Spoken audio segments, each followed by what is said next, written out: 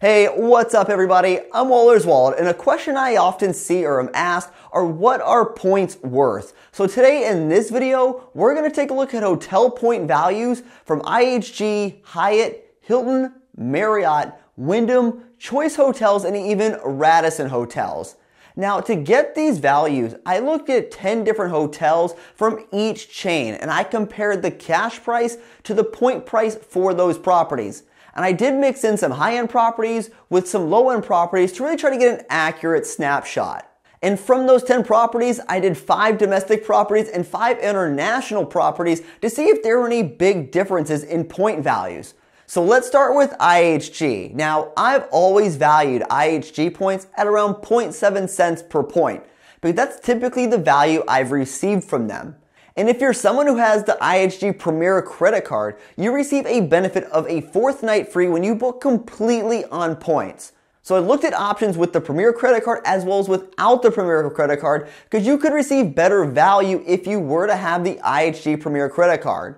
And overall, I was receiving just under half a cent per point for people who did not have the IHG Premier credit card. And having the credit card was only slightly better at about 0.55 cents per point. So while there was slightly better value for having the card, it wasn't a lot more based on the average. And the highest value I received for being a credit card holder was 0.78 cents per point, and the lowest was 0.46 cents per point.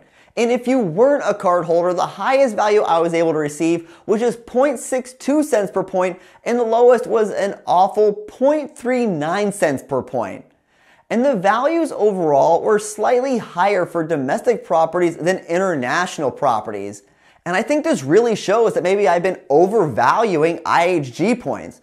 But I know there are cases where you can receive some pretty good value for these points, but in these 10 hotel examples, the overall point value was just roughly half a cent per point. So going forward, I'll be valuing IHG points at half a cent per point.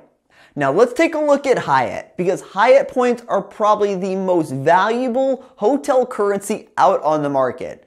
Now with Hyatt, you don't get any extra benefits like 4th night or 5th night free on points, but I really think that's okay since their award chart is already so favorable for customers.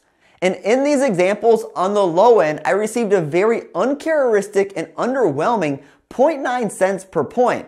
But on the high end, I received a 3.7 cent per point value for my Hyatt points, which might seem like a crazy high value to receive from your points, but I actually feel this isn't too uncommon to get this great value from Hyatt. And it also could just be coincidence, but the values were overall better for domestic properties than they were for international properties. But there are some great international properties that you could get some great value for your Hyatt points. But when you look at all of these options, most of these options seem to float right around that 2 cent per point mark. So I would say a fair value for your Hyatt points would be just about 2 cents per point. Now let's move on to Hilton Points, because boy, Hilton Points have been really great recently with their credit card bonuses. And their points are some of the easiest points to earn out there. And Hilton Points are more closely tied to the price of the hotel room. Plus, if you wanted to spend your points on suites, you can do that. It just might cost you hundreds of thousands of points per night. You're not going to receive oversized value from your Hilton points. Hilton also offers a 5th night free benefit when you were to book completely on points, which gives your Hilton points just slightly more value if you were to book a stay of 5 nights or more. And in looking at our examples, while I was able to get close to 1 cent per point on an international property booking, you can pretty much see that was an isolated case, because most of the international properties were more along the lines of about half a cent per point. And the values for the domestic options were pretty consistent between 0.6 to the 0.7 cent per point range. And most bookings were right around that 0.6 cents per point mark, and when you took the average of all Hilton points to the total cost of the hotels, it was at 0.6 cents per point. So I'm going to start giving Hilton points a value of about 0.6 cents per point. Alright, now let's take a look at Marriott properties. Now while I'm not pleased with how the merger is gone, we're just strictly talking point values here. Because Marriott has started offering peak and off-peak award pricing, which could affect the value you receive from your points.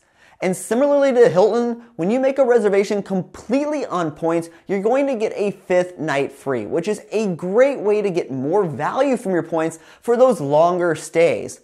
And from a point value perspective, I was finding some really solid value for your Marriott points.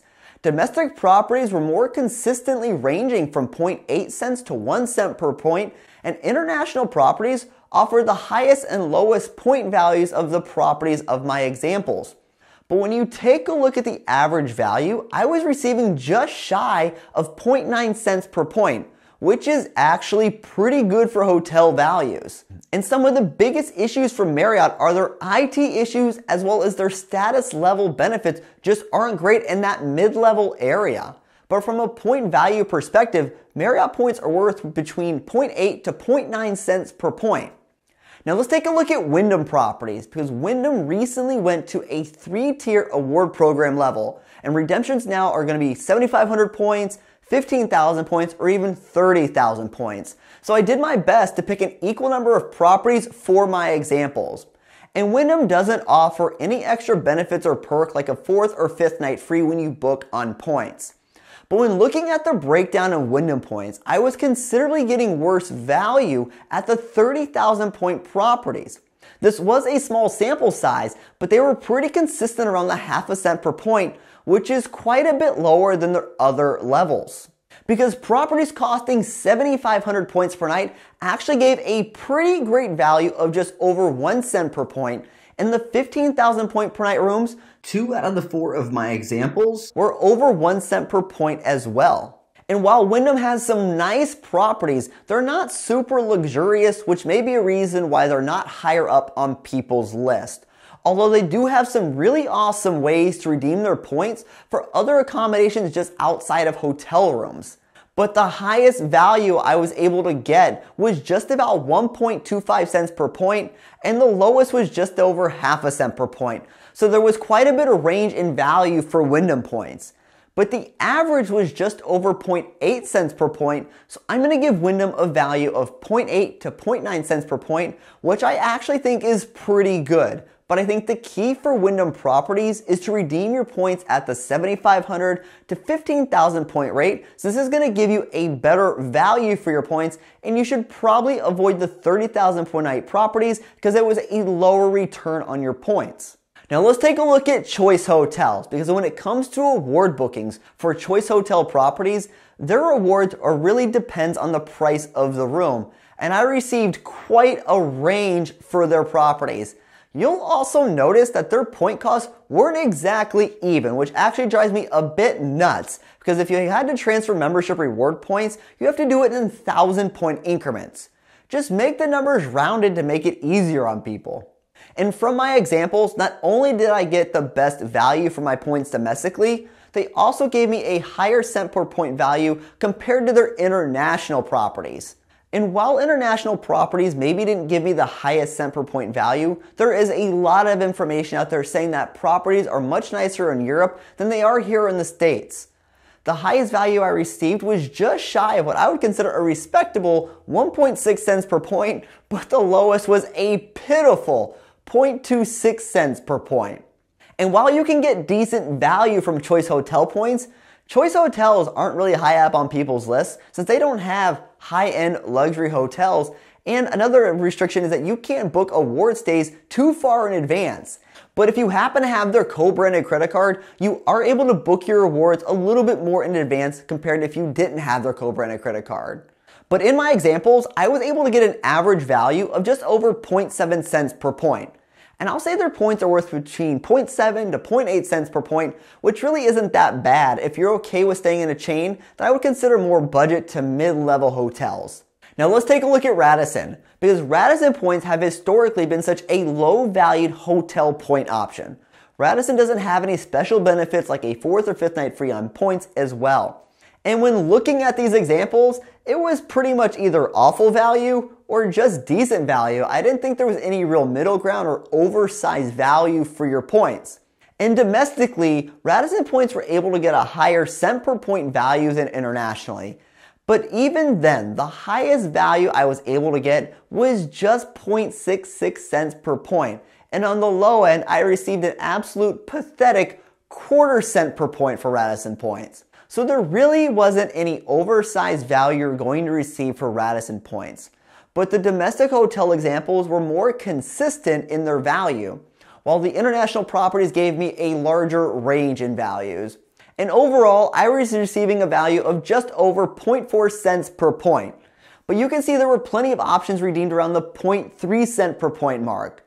So I think a value of 0.3 to 0.4 cents is pretty much fair for Radisson properties, which make Radisson Points the lowest valued points on this list. So while point values can be quite subjective, I think looking at these 10 examples from each hotel chain give a more objective approach for each program and kind of give you an idea on the average value you can receive from your hotel points.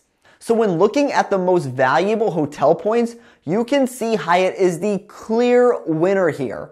Marriott and Wyndham Points are pretty close in value, but the big issue with Wyndham Points is the fact they aren't transfer partners of any of the flexible currencies.